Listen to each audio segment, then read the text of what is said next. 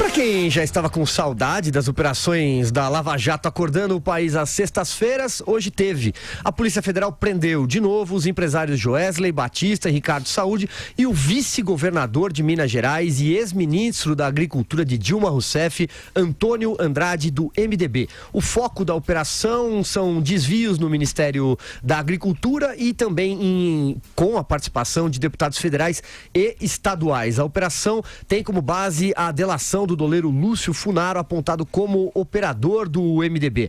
Funaro disse que a JBS dos irmãos Joesley e Wesley Batista repassou 15 milhões de reais para o Diretório Nacional do MDB e mais 15 milhões de reais para o Diretório Mineiro. O que o senhor Antônio Andrade, ex-ministro e atual vice-governador, ajudava a JBS no esquema. Já que um dos argumentos dessa prisão foi a obstrução das investigações, o Joesley deveria estar solto? Começo com essa pergunta para você, Vera Magalhães. Não deveria estar solto, Silvio. A gente aqui vem falando há bastante tempo já, fomos os precursores na imprensa a falar dos problemas do queijo suíço, que é essa delação do grupo JF, JBS, JF, whatever. Por quê? Porque ela é eivada de problemas desde a sua gênese, né? A gente já falava, antes mesmo de vir à tona o áudio comprometedor entre Ricardo Saúde e o Joesley, em que eles falam da participação do Marcelo Miller, sobre como que este procurador tinha, logo em seguida, a delação do Joesley, do Wesley e companhia Bela, pulado do Ministério Público direto para o escritório responsável pela leniência internacional do grupo JF. Então era algo já muito estranho. Depois veio à tona que ele já estava abrindo as portas na Procuradoria-Geral da República para os executivos da JF, e a gente sabe as circunstâncias em que foram feitas as primeiras gravações. A gravação do Temer, notadamente. Aquilo parece já ter sido uma isca oferecida para o Janot e a sua equipe como um aperitivo para uma delação. E aí veio a delação, vieram benefícios que ainda não tinham precedentes na história das operações, com perdão judicial, não só daquele caso, como de todas as outras investigações nas quais o grupo fosse envolvido. E aí tudo foi se mostrando muito seletivo, muito arrumadinho e bastante esquisito, a ponto de a própria Procuradoria pedir a prisão do Marcelo Miller e depois não foi aceita, indiciá-lo, depois denunciá-lo e pedir a revogação dos benefícios. Portanto, eu já respondo aqui de pronto a pergunta para o nosso ouvinte. Eu acho que essa delação deveria ser anulada como uma punição exemplar, não é a primeira vez que a gente diz isso aqui, para que outras delações não sejam dessa maneira manipuladas, porque a delação premiada é um instrumento muito importante do combate à corrupção, é uma conquista da institucionalidade brasileira e não pode ser usada dessa maneira. Não dá para ter delação seletiva, delação manipulada. Então, isso não faz com que se anulem as investigações decorrentes delas. Por quê? Porque a partir da delação houve uma operação controlada que flagrou todas aquelas coisas já clássicas, corridinha do Rodrigo Rocha Loures, etc, etc. Então, o que decorreu das delações e tem vida própria, provas próprias, que continuem, mas que os executivos da JF percam os benefícios, porque agora fica muito evidente com o cruzamento da delação do Lúcio Funaro, e aí eu entro na Operação Capitu, que eles omitiram deliberadamente fatos relativos a pessoas que ainda eram suas aliadas. A gente também sempre questionou aqui o fato do PT e do PMDB, PMDB dilmista, aparecerem muito lateralmente nas delações da JF, enquanto toda a concentração era no Temer, que nem tinha tido poder no tempo que eles obtiveram todos os benefícios que obtiveram. Então agora fica evidente que houve uma seletividade proposital, que a relação com esse grupo Fernando Pimentel e Antônio Andrade, PMDB de Minas, esse PT ligado ao Pimentel, era mais antiga, decorria do BNDES, tinha laços no Ministério do Desenvolvimento e agora vê-se também na agricultura. Então é um motivo a mais pelo qual essa delação dos irmãos Batista et Caterva está bichada, tá podre, não pode continuar sob pena de desmoralizar o Instituto da Delação. Andreas, a nota triste dessa operação da PF foi a escolha do nome, pelo menos pra mim, Capitu, uma das minhas personagens favoritas da literatura brasileira. Joesley não tem nada dos olhos de cigana oblíqua e dissimulada. E também tem o seguinte, né, Silvio? Estaria a nossa brava Polícia Federal querendo responder ao dilema fundamental da literatura brasileira sobre se Capitu, de fato dissimulada, teria traído o Bentinho? Terá a nossa Polícia Federal cometido esta ousadia? Olha, esse é um dos assuntos sobre os quais eu mais falei nesse programa, talvez o assunto sobre o qual mais falamos aqui. Escrevi também a penca a respeito disso aí, dessa operação. É engraçado que o Joesley tenha sido preso hoje, ele e o Saúde, sob o argumento de que mentiram e omitiram, dissimularam, portanto, daí o nome da operação em homenagem a Capitu, e obstruíram, portanto, obviamente, a justiça. Eles sempre fizeram isso.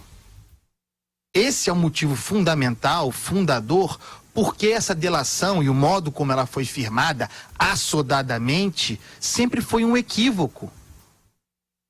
O modo como a coisa aconteceu lá atrás, em 2017, é igual a esse de agora.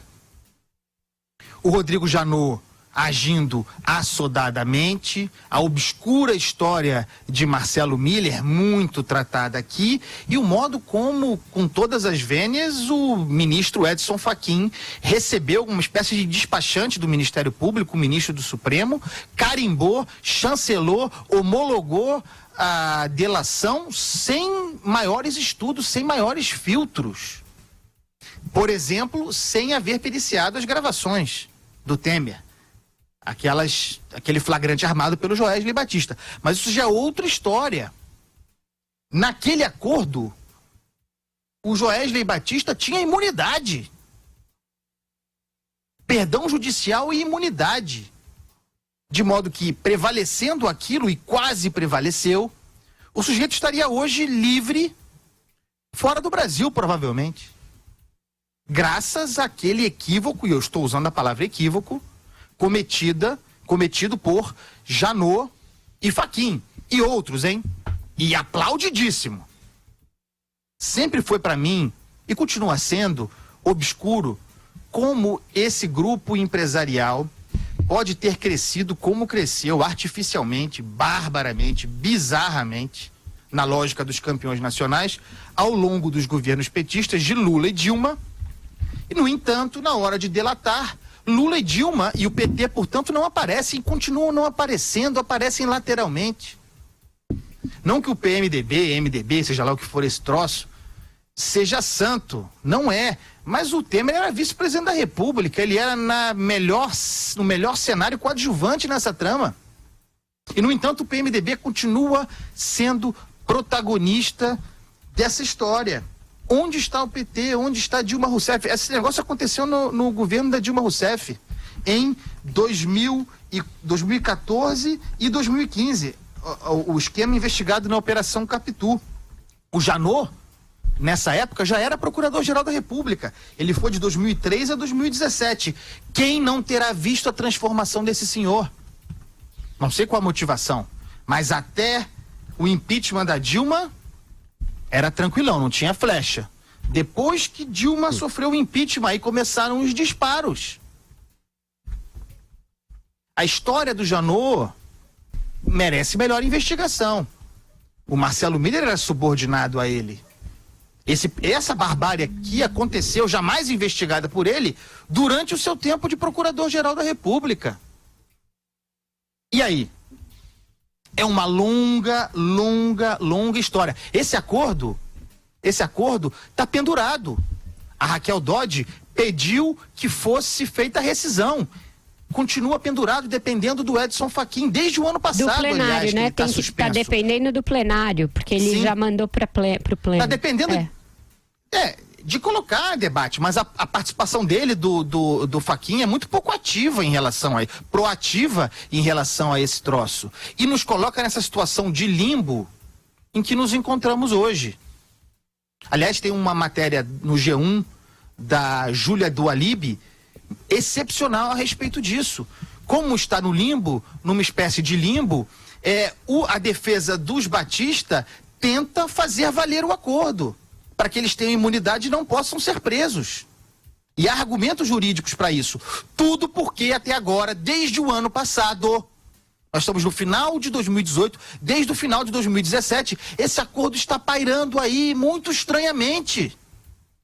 Onde está a celeridade do Supremo para fazer cumprir o seu papel? Porque na hora de legislar, de fazer o papel de outros poderes, aí é tudo rapidinho. Mas na hora de fazer o seu papel, onde é que está? Vamos lá, Joel Pinheiro. Pois é, o status da delação do Joesley continua em suspenso, para a defesa dele vale, para a promotoria brasileira agora não vale. É aquilo, né? No Brasil até o passado é imprevisível, né? A gente não sabe se a coisa valeu ou não valeu, e se vale ou não até hoje. E na prática, essa cruzada política de um procurador-geral da República, uma cruzada altamente enviesada e seletiva, que desvirtuou aí o uso da delação premiada, ela vai acabar sendo e servindo, e já serve, né? Como um grande ponto contra todos os ganhos nas investigações e no ferramental que o Ministério Público e a polícia tem para investigar e ir atrás e perseguir corruptos e acusados de corrupção, né? Então tá fazendo um mal ao Brasil. Joesley Batista, imagina que Joesley Batista, um dos maiores criminosos do Brasil, saindo absolutamente sem pena nenhuma, podendo viajar o mundo com seus bilhões de dólares. Realmente uma situação absurda em prol de uma perseguição política, de uma tentativa de fazer política com as armas da justiça, que nem deu frutos, porque ele nem conseguiu pegar o que supostamente teria pegado lá nas gravações com o Temer. Então realmente o Brasil paga o preço disso até hoje, e vamos ver, vamos esperar o Supremo realmente ver se corrige esse erro que foi feito lá atrás e permite que daí sim nossos institutos como a delação premiada possam ser usados, mas não numa cruzada política, e sim para se fazer a justiça imparcial.